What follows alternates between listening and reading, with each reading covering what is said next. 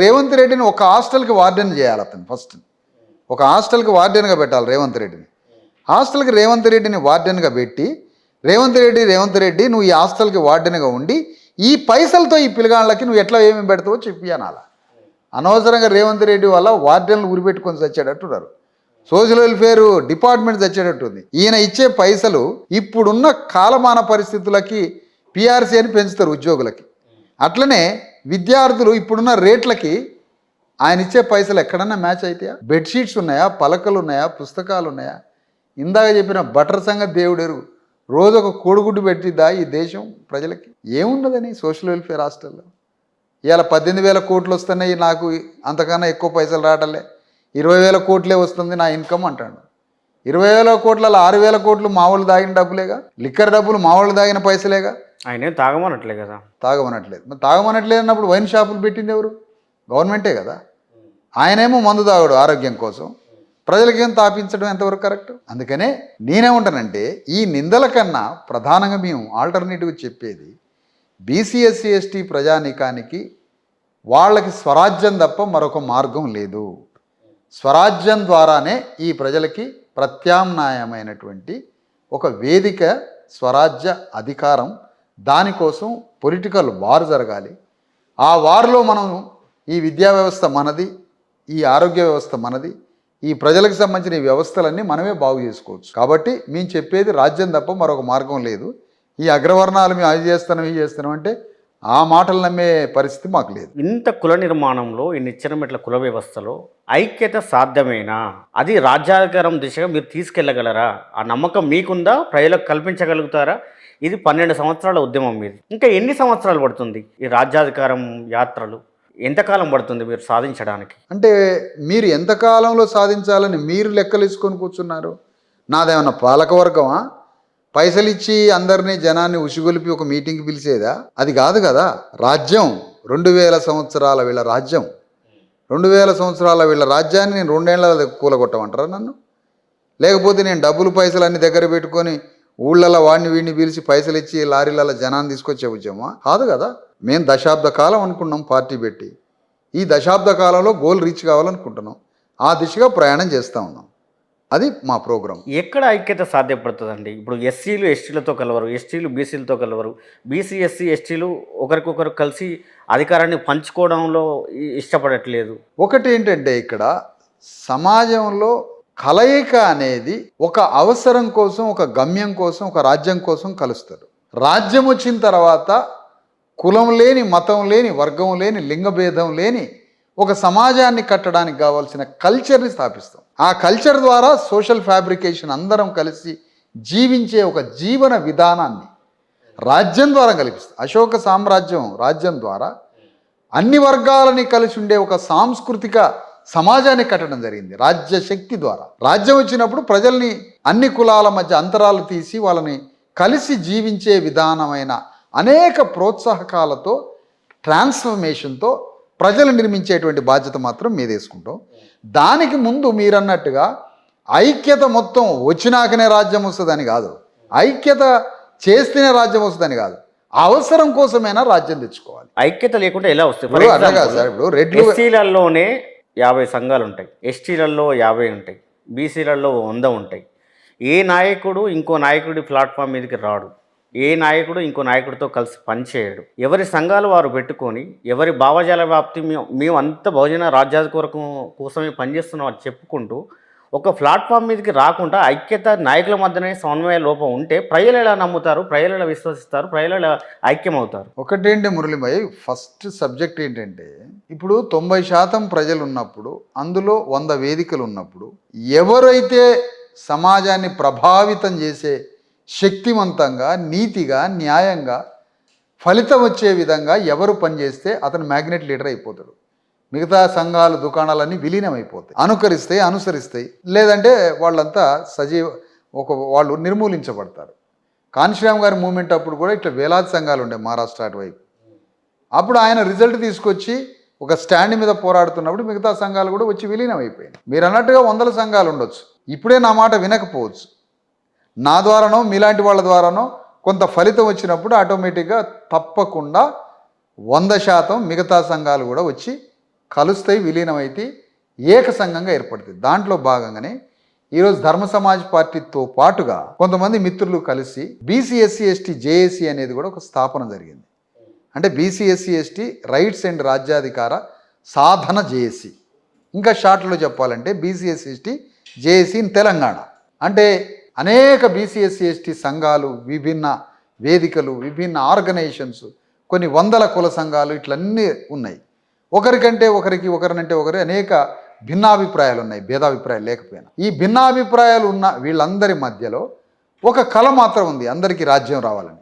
ఆ కళ కోసం, హక్కుల కోసం కొంత కళ, ఆ రాజ్యకాంక్ష కళ కోసం BC/SC/ST జేఏసీ అని ఒక ఐక్య కార్యాచరణ సమితిని మనం ఏర్పాటు చేస్తున్నాం. ఈ నెల 31వ తారీఖు సుందరయ్య విజ్ఞాన కేంద్రం. అంటే కొన్ని వందల వేల BC/SC/ST అనేక రకాల వేదికలు, కుల సంఘాలు, ఈ భావజాలంతో కూడిన సెమీ లేదా ఒక మోతాదు రాజకీయ వేదికల్ని అన్నింటినీ తీసుకొచ్చి BC/SC/ST జేఏసీలో వాటన్నింటినీ ఇందులో నిర్మాణం చేద్దామని. తద్వారా ఒక వేదిక ద్వారా రాజ్యకాంక్షని బలంగా వెలిబుచ్చటం, రాజ్యకాంక్ష కోసం ఈ వర్గాలన్నింటినీ ఏకం చేయడానికి మొట్టమొదటిగా తెలంగాణలో ఒక ప్రతిపాదన, నీలాంటి వారి ఆలోచన సఫలం కావాలని రేపు సుందరయ్య విజ్ఞాన కేంద్రంలో 31వ తారీఖున BC/SC/ST జేఏసీ ఆవిర్భావం జరుగుతుంది. ఇవాళ ఆ రథయాత్ర కూడా BC/SC/ST JAC Dharma Samaj party సంయుక్త ఆధ్వర్యమే. అధికారపూర్వకంగా BC/SC/ST జేఏసీ రైట్స్ అండ్ రాజ్యాధికారం కోసం ఏర్పడే వేదిక, దాని విధి విధానాలు, దాని లక్ష్యము, ఎంత బలమైన ఆలోచన కూడి ఉన్నది, తెలంగాణలో ఏం చేయబోతున్నది, ఎంత పెద్ద ఒక డిమాండ్ని తీసుకొని రాబోతున్నామని రేపు. ఆ డిమాండ్ ఇప్పటి వరకు తెలంగాణలో ఎవరు ఎక్కడా ప్రస్తావించనిది, ఎవరు ముందు తెలియనిది, ఒక బలమైన డిమాండ్ని తీసుకొని వస్తున్నాం. ఏమిటా డిమాండ్? ఆ డిమాండ్ ఆ రోజే మీకు తెలియజేస్తాం. ఆ రోజు మీరు రావాలని కోరుతున్నాం. తప్పకుండా. మీరు ప్రధానంగా అగ్రవర్ణాలను టార్గెట్ చేసుకున్న ఆధిపత్య వర్గాలుగా చిత్రీకరిస్తూ వాళ్ళని దోపిడీదారులుగా, దొంగలుగా, లేదా మా మీద అణచివేత, మా మీద వివక్ష చూపిస్తున్నారు. మీరు ఏ రంగాలలో ఈ వర్గాలకు వాళ్ళు అన్యాయం చేశారని మీరు భావిస్తున్నారు? మీ దగ్గర ఉన్న లెక్కలేంటి? ఈ 70 ఏళ్ల స్వతంత్ర భారతదేశంలో నిజంగా ఈ అణగార వర్గాలు ఎక్కడ అభివృద్ధికి నోచుకోలేదా? దానికి కారణం వాళ్ళే అని మీరు ఎలా మాట్లాడుతున్నారు? మురళీభాయ్, ఇప్పుడు ఫస్ట్ పాయింట్ ఏంటంటే, వాళ్ళని దొంగలుగా, దోపిడీదారులుగా మేము చిత్రీకరించలే. వాస్తవానికి రిజర్వేషన్స్ రాజ్యాంగానికన్నా ముందు, రాజ్యాంగం వచ్చినాక రిజర్వేషన్లు ఉన్నాయన్నది మీరు అంటారు. అదే రాజ్యాంగానికి ముందే రిజర్వేషన్లు ఉన్నాయని నేను అంటున్నా. మొత్తం సమాజానికి వాల్యూస్ డైరెక్షన్ ఇచ్చే పురోహితుడికి పురోహిత్యం అనే రిజర్వేషన్ ఉంది. అంటే మొత్తం సమాజాన్ని నడిపించే విలువలు చెప్పేటువంటి మాస్టర్ ఆయనది ఒక పాత్ర. అందులోకి ఎవరు రాకూడదు. రాజ్యాన్ని పరిపాలించే క్షత్రియుడు, రాజ్యాన్ని పరిపాలించేది ఆయన రిజర్వేషన్. వైశ్యుడు వ్యాపార వ్యవసాయాలు చేయడం ఆయన రిజర్వేషన్. ఆ తర్వాత శూద్రాగ్రవర్ణాలు పెద్ద పెద్ద భూములకి, సైన్యానికి అధిపతులుగా ఉండేవాళ్ళు. కమ్మ కాపులు, రెడ్డి రావులు, ఇట్లా వెలమలు. ఆ తర్వాత శూద్రులు, కుల వృత్తులు, ఇవి జరిగింది. కుల వృత్తులు చేసేవాడు అంటరాని వాళ్ళు, శూద్రులు కుల వృత్తులు చేసేవాళ్ళు తమ వృత్తికి ఫలితం లేదు, ₹1 నాణ్యం ముట్టుకోకూడదు, పని చేయడం వాళ్ళ ధర్మం, రిటర్న్ ఏమీ అడగకూడదు. బయట దేశాల్లో బానిసలకి పని చేస్తే బట్టలు, పైసలు, ఆహారం ఇచ్చేది వేరే దేశాల బానిసలకి. మన దేశ బానిసలైన శూద్రులకి ఆహారం, బట్టలు, పైసలు ఏమి అడగరు, ఇవ్వకూడదు, అడగరు కూడా వాళ్ళు, ఎందుకంటే చేయడమే ధర్మం. అది ఒకప్పటిది. ఇది ఒక మాట అయిపోయింది సార్. నేను ఇప్పుడు ఏమంటున్నానంటే ఈ సందర్భంగా, అట్లా భారత రాజ్యాంగానికి ముందున్నటువంటి ఈ కుల వ్యవస్థలో ఆ విధంగా బ్రతికినప్పుడు ఎవరికి మానవ హక్కులు లేవు కదా. కింద చదువు లేదు, విద్య లేదు, భూమి లేదు, వ్యవసాయం లేదు, ఏమీ లేదు, అన్ని రంగాలు పై వర్గాలే. మరి కింద వర్గాలకి ఏమీ లేకుండా ఉన్న తరుణంలో అనేక మంది సంస్కర్తలు వచ్చి, అనేక సంస్కర్తల మూలంగా, అంటే ఎక్కడో డిస్కనెక్ట్ అయిపోయిన సంత్ రవిదాస్ నుంచి సంత్ కబీర్ దాస్ యొక్క ఫిలాసఫీతో శివాజీ రాజ్యం వచ్చి, శివాజీ యుద్ధమే స్ఫూర్తిగా ఆ పద్యాలు, ఆ గానంతో అవి విన్నటువంటి జ్యోతిరావు ఫూలే సమాజం మీద తిరుగుబాటు చేసిన జ్యోతిరావు ఫూలే ఒడిలో చదువుకున్న సాహు మహారాజు, ఆ సాహు మహారాజు చెప్పినటువంటి కొంత సహకారంతో డాక్టర్ అంబేద్కర్ రాజ్యాంగం రాసి, ఆ రాజ్యాంగంలో ఈ BC/SC/STలకి హక్కులు కల్పించడం జరిగింది. అట్లాంటి అంబేద్కర్ హక్కులు కల్పించేంత వరకు ఎక్కడ మానవ హక్కులు లేకుండా తమ శ్రమతోటి సమాజానికి ఇన్ని చేసినప్పుడు మరి ఇప్పుడు దోపిడీ గురైంది ఎవరు, దోపిడీ చేసింది ఎవరు? చివరికి వీళ్ళు ఈరోజు రాజ్యాంగం ద్వారా ఈ హక్కులు పొందిన తర్వాత కూడా ఈ దేశంలో సంపద అంతా ఎవరి చేతిలో ఉంది? సంపద అంతా ఎవరి చేతిలో ఉంది? ఎవరి చేతిలో ఉంది? అణగారిన వర్గాల చేతిలో ఉందా భూమి? ఏ లెక్కల దగ్గర లేదు కదా. లేదా అణగారిన వర్గాల దగ్గర భూమి లేదు, అణగారిన వర్గాల చేతిలో జ్యుడిషియరీ లేదు, అణగారిన వర్గాల చేతిలో సంపద లేదు, రాజ్యం లేదు, భూమి లేదు, విద్య లేదు, ఏమీ లేదు కదా. ఈరోజు లెక్కలు తీసిండ్రు, కులగణన లెక్కలు. కులగణన లెక్కలలో ఏం తేలింది? 5% రెడ్లు ఉన్నారని తేలింది. రాజ్యం ఎవరి దగ్గర ఉందని తేలింది? అగ్రవర్ణాల దగ్గర ఉందని తేలింది. అణగారిన వర్గాల చేతిలో రాజ్యం లేదు, భూమి లేదు, సంపద లేదు, మీడియా లేదు, జ్యుడిషియరీ లేదు, వైద్య రంగం లేదు, ప్రైవేటు విద్యా వ్యవస్థ లేదు, కార్పొరేట్ శక్తులు లేవు, వ్యాపారాలు లేవు, ఏమి లేవు. ఏం పని చేస్తున్నారు వీళ్ళు? ఆయా కుల వృత్తులు నమ్ముకొని గ్రామంలో బతుకుతున్నారు. వాళ్ళ పోరగాళ్ళు హైదరాబాద్ వచ్చి కంపెనీలలో పనిచేస్తున్నారు, ఆటోలు వేసుకుంటున్నారు, ట్రాన్స్పోర్ట్ పనిచేస్తున్నారు తప్ప అణగారిన వర్గాల చేతిలో ఏమైనా న్యాయ వ్యవస్థ ఉందా, విద్యా వ్యవస్థ ఉందా, వైద్య రంగం ఉందా, భూమి ఉందా, సంపద ఉందా, రాజ్యం ఉందా? ఏముందని? ఏమి లేదని కూడా లెక్కలు చెప్పినాయి కదా. నీ ఇంటికి వచ్చి కులగణన సర్వే చేశారు. నీ ఇంట్లో టీవీ ఉందా, ఫ్రిడ్జ్ ఉందా, సెల్ ఫోన్లు ఉన్నాయా, నీ ఇంట్లో ఏముంది అని అన్నీ అడిగినారు కదా. ఈ అన్ని అడిగిన లెక్కలలో నుంచి అన్ని లెక్కలు బయటకు వచ్చినాయి కదా. వీళ్ళ దగ్గర ఏముంది? ఏమీ లేదు. ఇలాంటి పరిస్థితుల్లో మనం అనేది ఏంటంటే పేద అగ్రవర్ణాలు కూడా ఉన్నారు. మా బీసీ ఎస్సీ ఎస్టీ వర్గాల్లో కొంతమంది మధ్యతరగతి వర్గంగా, కొంతమంది ఎక్కడో ఒకరిద్దరు ధనవంతులుగా, మిగతా 90% పేదరికంలో ఉన్నారు. వాళ్ళలో కూడా పేదలు అగ్రవర్ణాల్లో పేదలు ఉన్నారు. అగ్రవర్ణాల్లో పేదలు ఎక్కడి నుంచి వచ్చారు? అగ్రవర్ణాల్లో పేదలు వచ్చింది ఎప్పుడు అంటే రాజ్యాంగం వీళ్ళకి హక్కులు కల్పించిన తర్వాత వాళ్ళ యొక్క రాజ్యాంగేతర యొక్క వృత్తులని వాళ్ళ నుంచి బయటకు వచ్చి వాళ్ళు పేదరికంగా మారారు. ఆ పేదరికంగా మారినటువంటి తరుణంలో మరో వృత్తి చేసుకోలేక పేదరికంలోకి వెళ్ళిపోయారు. ఇక్కడ మేము చెప్పేది ఏంటంటే మనసున్న రెడ్లు ఉన్నారు, మదగజాల రెడ్లు ఉన్నారు. మనసున్న రెడ్లతోటి మేము పొత్తు పెట్టుకుంటాం, అంటే కలిసి పనిచేస్తాం. మదగజాల రెడ్లతోటి మేము కలవలేం కదా. అందుకని మనసున్న రెడ్లు ఉన్నారు గ్రామాలలో. వాళ్ళు ఈ మధ్య పెద్ద పెద్ద రాజకీయాలు చేసే పెద్ద రెడ్లతోటి ఇమిటేట్ చేసి వాళ్ళని కలిసి వాళ్ళతోటి అనుకరించి ఈ అణగారిన వర్గాలను వదులుకొని వాళ్ళని బట్టి తిరుగుతున్నారు, వాళ్ళని కాపీ చేస్తున్నారు. అందుకని ఆ మనసున్న రెడ్లని మీరు వాళ్ళని వదిలిపెట్టి వస్తే అణగారిన వర్గాలం అంతా ఒక్కటై మనం రాజ్యం కోసం పోరాడితే పేదలందరం కలిసి బతకొచ్చు అనేది మా ప్రతిపాదన. మీరు ఇప్పటిదాకా అగ్రవర్ణాలకు రిజర్వేషన్స్ అన్నారు కదా, ఈ ఈడబ్ల్యూఎస్ రిజర్వేషన్ ఎలా చూస్తారు మీరు? ఈడబ్ల్యూఎస్ రిజర్వేషన్ అనే రిజర్వేషను ఇది ప్రధానమంత్రి మోడీ రాత్రికి రాత్రే యుద్ధ ప్రాతిపదికన తీసుకొచ్చిన రిజర్వేషన్. ఈడబ్ల్యూఎస్ రిజర్వేషన్ అనేది ఎవరి కోసం తీసుకొచ్చారు? అగ్రవర్ణాల కోసం తెచ్చారు.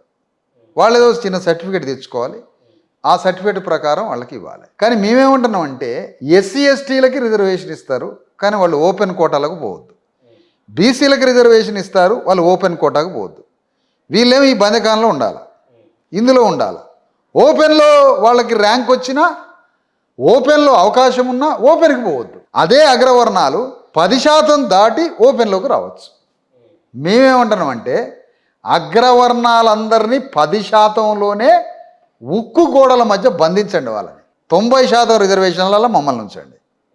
నువ్వు 10% పెట్టుకున్నావు కదా పేద అగ్రవర్ణాలకి, పేద అగ్రవర్ణాలకు 10% పెట్టుకున్నాక నువ్వు ఓపెన్కి ఎట్లా వస్తావు? మళ్ళీ 10%లోనే బంధించి పారేయండి.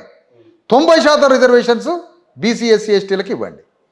మేము ఎస్సీ ఎస్టీ బీసీ రిజర్వేషన్లో ఉంటాం, ఆ పై ఓపెన్లో కూడా వచ్చేస్తాం. అది ఇది మొత్తం కలిపి ఇందులో ఉంటాం. 10% రిజర్వేషన్ అనే బంధించి పారేయండి అందులో, అప్పుడు ఈడబ్ల్యూసీ రిజర్వేషన్కి ఒక అర్థం. అట్లా కాకుండా ఈడబ్ల్యూసీ రిజర్వేషన్లు ఉంటారు, ఓపెన్ కోటాలు ఉంటారు, అన్ని చోట్ల ఉన్నప్పుడు మాకు నష్టం జరుగుతుంది కదా 100%.